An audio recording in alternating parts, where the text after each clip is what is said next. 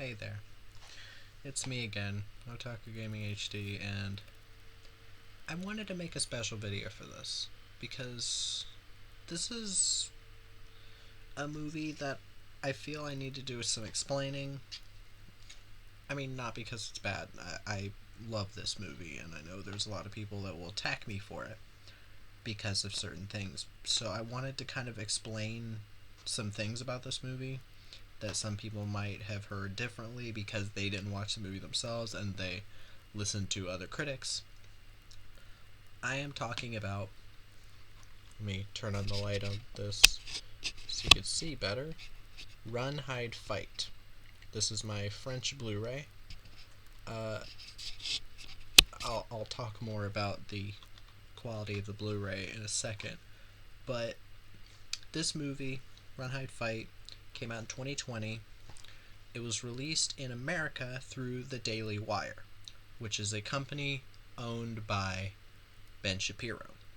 No matter what you think of him politically or as a person, he did not make this movie. He saw that this movie was being made, knew that Daily Wire was going to disperse into a film division, and he thought, oh, this movie looks interesting. School shooting, thriller, sounds interesting. So, he bought the distribution rights for America. So, distributors pretty much only are just releasing the film, whether it be online, streaming, online streaming, Blu-ray, straight to DVD, whatever, or straight to your own streaming service.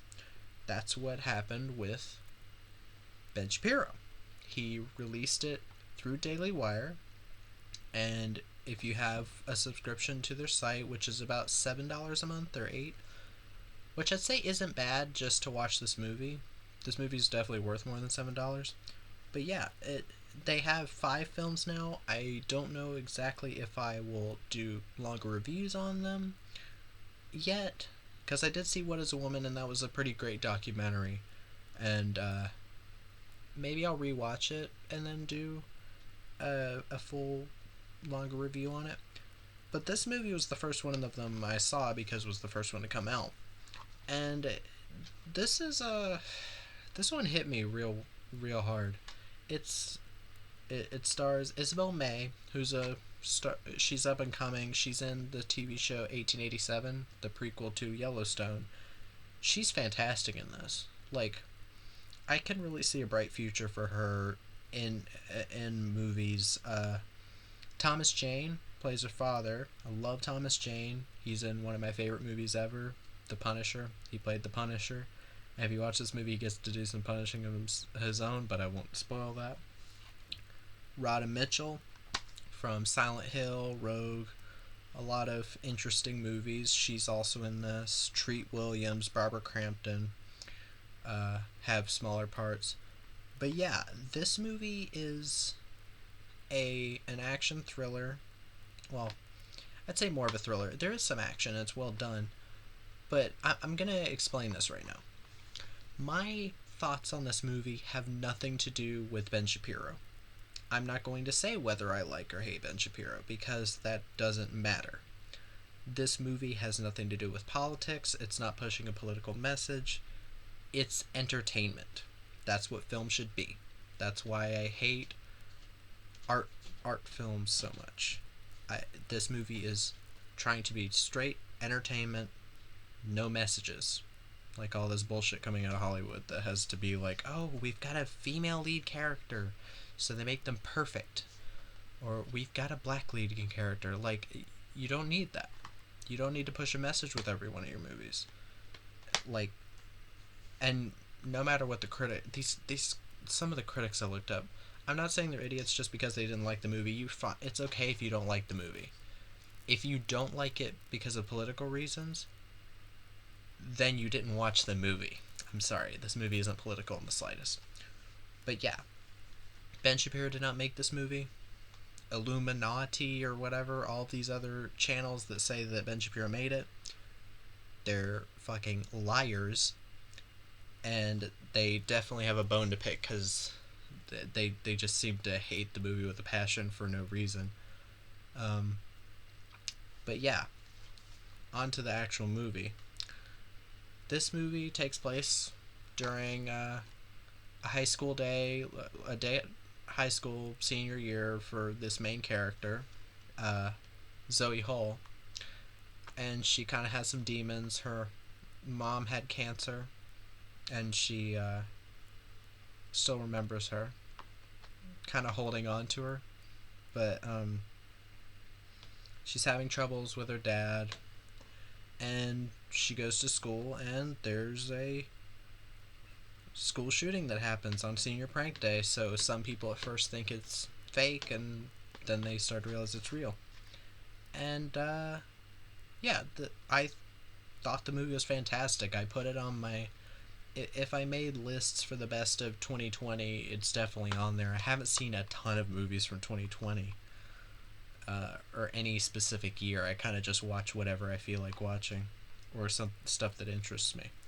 But yeah, Zoe played by Isabel May. Isabel May is fantastic. Um, the movie looks really nice. The movie was made on a budget of 1.5 million, which some people, if you don't know exactly what budgets are like, 1.5 million is definitely on the lower end. I'm guessing they shot this in an actual school that was going to close down so they could blow the shit out of it. And yeah, there's quite a few explosions. I was surprised, and they're real explosions. You could tell. Um, and like whenever somebody gets shot, there's actual squibs. It's not like CG blood like in these Hollywood movies. But yeah, this is definitely worth a watch for people who can enjoy entertainment and not think that everything is political. Especially, and just people in general who want something different. Because there are people who have said, oh, it's tasteless. It takes place during a school shooting. So, Elephant isn't tasteless? The way it depicted Columbine and all that? It gets the pass because it's Gus Van Sant. Some people may not know what I'm talking about, but I've had this argument before, people defending Elephant because it's a drama and all that, and they're like, oh, it's... Like, I'm sorry, using a real life school shooting like that, is that not more tasteless than a movie where a girl tries to save her classmates and her schoolmates, like, while there's a school shooting going on? Like how is that more tasteless? Like, also, taste doesn't matter. It's a movie. It's not like this is saying, oh, this is exactly what you should do. It's saying this character, her way of getting over what has happened to her is by doing this. That's the whole point. And this movie has many moments where I was like very impressed by actually the writing. The writing's pretty all right. The the characters are really well done. I don't understand some people's comments on the acting. I'm gonna bring up the reviews on Rotten Tomatoes or Metacritic because that was one of the things that really pissed me off. Because you're allowed to have your own opinion, yes, but when you have that opinion just as a way to be against the movie because it's released through Daily Wire, I'm sorry, that's not fair to anybody. Okay, I'm trying to find it. Metacritic. There you go. This has a 13% on Metacritic from 6 reviews. But oh, look. Well, let me see if I can focus onto this.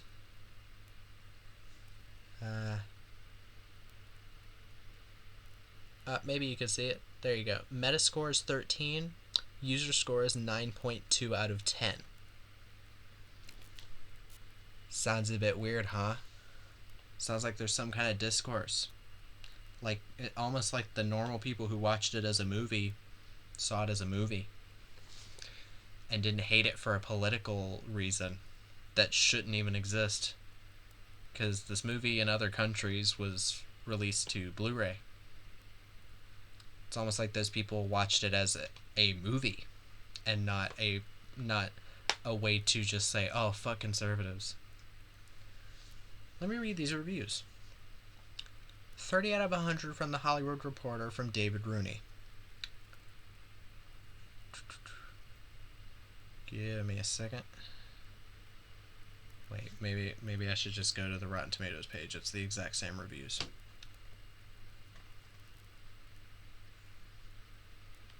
Okay, on Rotten Tomatoes it has a few more reviews now. 38% though is still a bit low.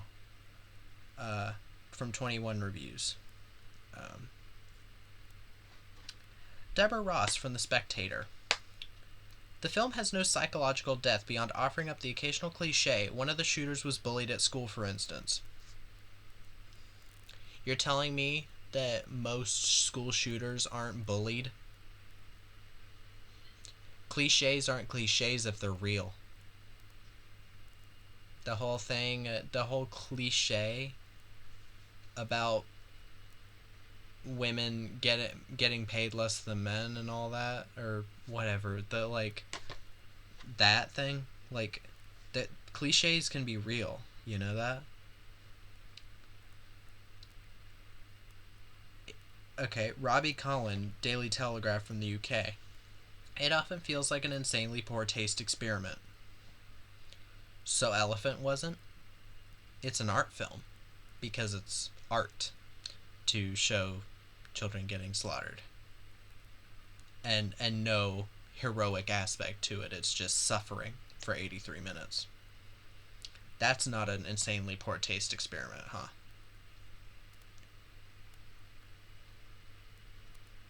David Ehrlich from IndieWire.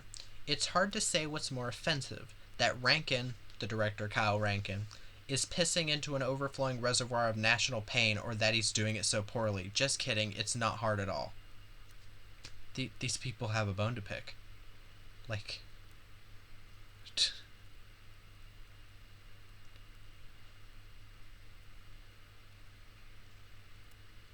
I swear some of these people did not watch the movie, though. Alistair Lawrence from Common Sense Media. This website, I fucking hate it. These parents, they have a rating for children and parents. Like, the children will be like, oh, I think it's for kids 5 and up, or people 5 and up. And then the parents will be like, it's for 9 and up. And if the film has any type of violence in any way, they're gonna say, 17 plus. Amid its confused pronouncements about vengeance and personal responsibility, the worst thing you can say about it is that eventually it's no longer shocking, just boring. Did you watch the movie? Did you not watch this fucking movie? I'm sorry. I don't buy what you're saying, because boring, it's anything but. I get it. Some people are bored easier than others. If you were that easily bored that a movie this fast-paced bores you, you should not be a critic. I don't call myself a critic either. I write reviews, yes. There are many people who write reviews for movies that are not critics. I do this because I enjoy it. I enjoy the art of film and the entertainment of it. The art, not as in art films, but I enjoy film as entertainment. If the movie's entertaining, I'll give it a good score. If it's not entertaining and it's ungodly boring, actually, yes, I will give it a bad score. They/them, insanely boring movie. I am definitely gonna lower my rating. Run, Hide, Fight is not boring. Yes, it's an hour and 49 minutes. That's not even that long. It's tense as hell. Maybe they're saying the first 15 to 20 minutes are boring because they're setting up the characters. Wouldn't you rather want your characters set up than just, oh, we got into the school shooting? Then they'd be bitching about, oh, they never build up any of the characters. But this one, they did. They built up the characters. Unlike An Elephant, that movie that these critics love to fucking harp on about and jerk off. Really? You want to tell me this movie doesn't have as good characters as Elephant or some shit? Oh wow, yeah, such rich characters that they built up. Oh wait, they couldn't in the beginning because it starts with the school shooting starting. Sorry, I know I'm getting loud, but just these critics just come off like they're really self-important, and it's really annoying. Stephen Warner in review online, simply put, it's a vile film, insidious in its despicable presentation and in its agenda. What agenda? I've heard so many people say this is a pro-gun movie. It's not. if anything, it's if anything, it's neutral. Yeah, while guns are used to save the day in a way, they're also the bad thing in it. It's not saying, oh, we're pro-gun. It's use them if you have to because they're in danger. Would you rather the main character died 5 minutes in the movie? Would you rather it was an art film where, oh, the school gets taken over 5 minutes into the movie or the first minute of the movie, and then the main character dies 15 minutes in, and then the rest of the movie is just the camera looking at her dead body? Would that be better? Would that really be fucking better?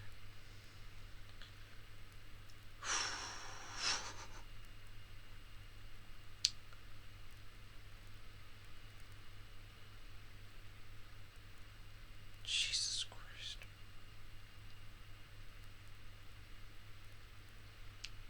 Matt Conway, Battle Royale with Cheese.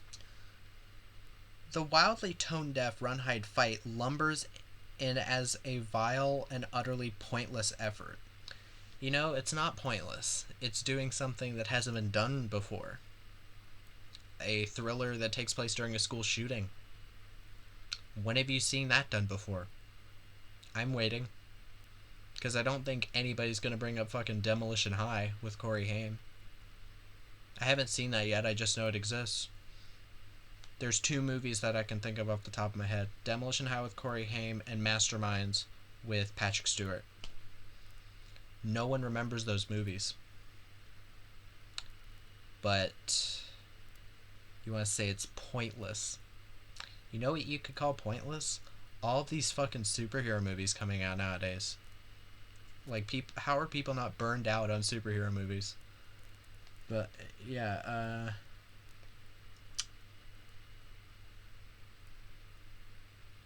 oh no. Dominic Griffin, the armchair auteur. While I find this film considerably less distasteful than I imagined I might going in, it's still being released by some despicable people, and the film's underlying themes are gross. That said, more entertaining than one might assume. I swear to God. So, they're either talking about Ben Shapiro, and they hate the Daily Wire because they're liberal, of course, or they're talking about Cinestate, or Bonfire Legend, whichever. The company that distributed the film, or, well, produced it. This is the same company that produced films like Standoff at Sparrow Creek, Satanic Panic, love Satanic Panic, VFW, that was a lot of fun, Bone Tomahawk, all three of S. Craig Zoller's films, Bone Tomahawk, Brawl in Cell Block 99, and Dragged Across Concrete. The second two, I think, are fantastic movies. Bone Tomahawk I'll have to give another watch. I do have the Blu-ray. But, yeah, they released films like that.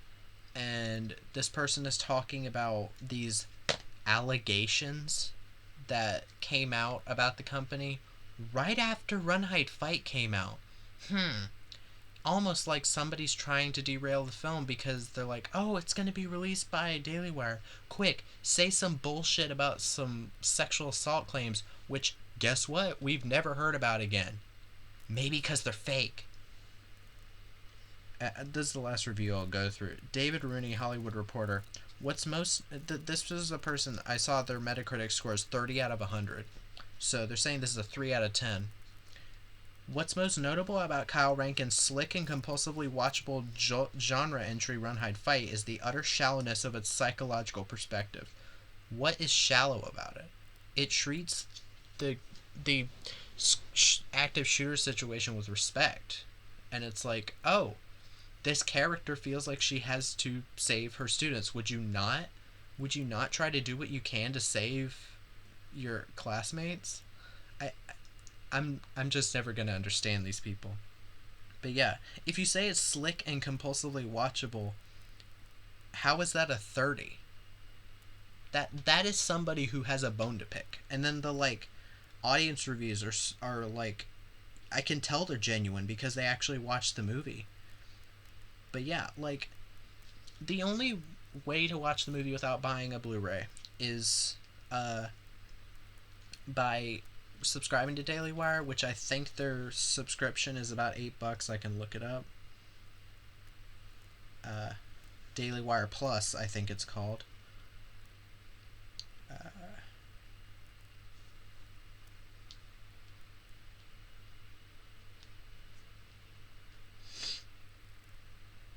yeah, $8 a month. So Insider Plus, watch feature films, shows, and documentaries. Yeah, so you could just do that and just watch all 5 of their movies right now. They're gonna have more coming soon. I don't know when, but and also there's a ton of special features about Run Hide Fight. There's a few on Shut In, like still quite long ones. I think it's about 2 hours worth, maybe more. And they even did an escape room for Shut In. I'm gonna do longer reviews on each of these, but Terror on the Prairie with Gina Carano has a ton. It's like almost 3 hours worth of special features. It's insane. But yeah, about this Blu-ray. This is the French Blu-ray from AB. This is a pretty good Blu-ray. The picture quality is pretty awesome.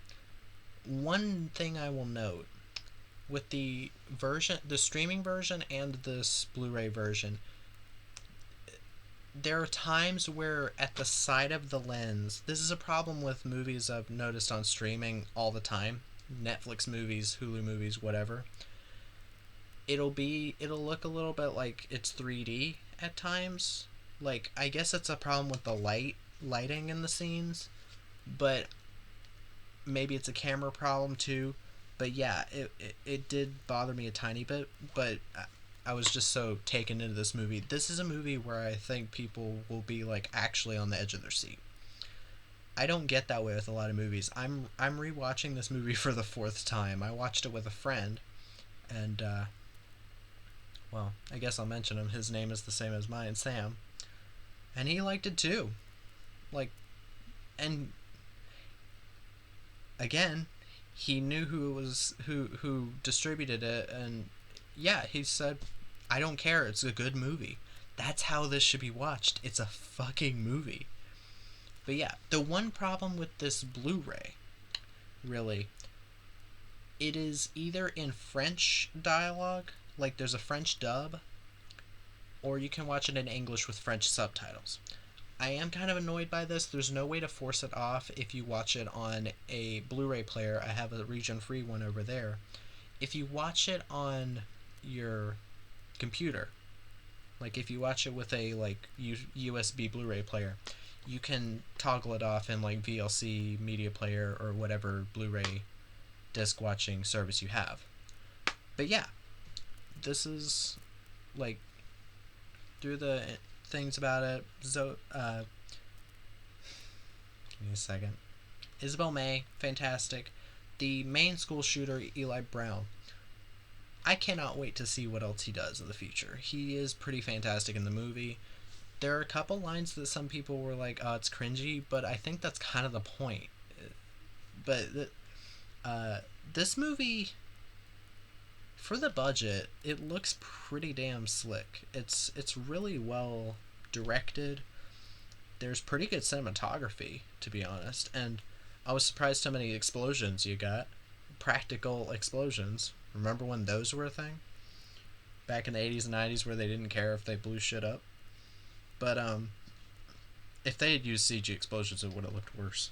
But yeah, pretty much every explosion is like practical, and you see shit fly. So yeah, you know it's real. And real blood squibs, which is nice. CG blood definitely would have looked worse on this budget. But I just don't know what else to say. I'm not gonna spoil it in this video. I kind of wish I had this locked up because I took a bunch of DVDs and Blu-rays out of my room because I'm cleaning it, and I moved them so that I would have a bit more room. So I didn't have this with me because it was in a box, but I ended up bringing it because I wanted to show it. But this movie I should have put in my underrated action thrillers video, but I'm gonna say it right now. This is an underrated gem. This was one of my favorites of 2020 easily. Um, I mean, given that wasn't a great year for movies, but I'm saying as a good thing. Great movie. Um, I hope I've encouraged some people to see it through Daily Wire, the Blu-ray, or otherwise. Find it floating around online. You didn't hear that from me. But yeah, definitely an awesome movie in my opinion. I don't know if y'all have noticed, but I did that as a joke. Whatever. But yeah, I hope everybody will feel like watching the movie, and not much else I can say. But if anybody has a request for a movie for me to see or review, put that in the comments and I'll think about it. And bye.